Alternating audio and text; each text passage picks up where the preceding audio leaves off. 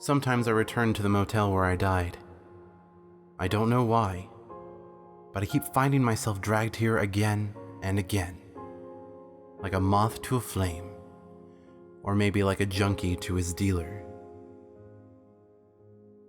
The place is a little shabbier every time I get pulled back. I see more blackened light bulbs in the sign, more bugs clogging the pool, and more unswept cigarette butts. The Coke machine fizzes as much as the Coke itself, while the ice machine mainly produces mold and irritating clanks. It was a shitty place to stay, let alone die. Tonight, I drift through the wall and see a family in my old room. They look tired and sunburned and ready to be home. And I figure the only reason they're here is because their vacation budget didn't stretch far enough. I guess that's life for you. Something unexpected always changes your plans.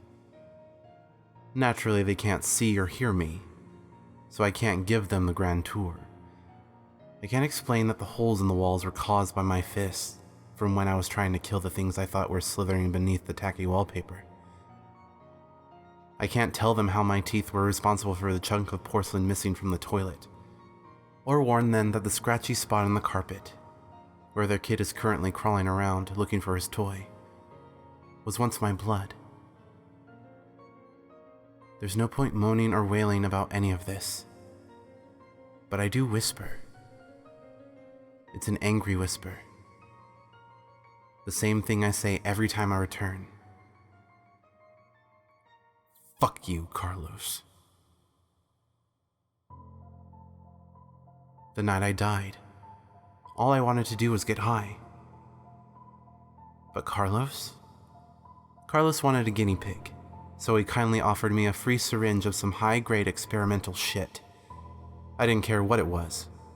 One tiny prick of that needle was all it took. Not even enough time to plunge the spike completely. Just one tiny needle bite. And I was turned into a raging homicidal maniac. And since I was holed up in here all by myself, the only homicide was a suicide. At least I didn't hurt anyone else. But still, fuck you, Carlos. Guess you could say I'm clean now, sort of. Turns out ghosts are just addicts of a different kind, always returning for a taste of our former lives, like picking at scabs. Apparently we can't stop ourselves from revisiting our mistakes. A haunt is a hit for a ghost. I can't think of any other reason why I keep ending up here.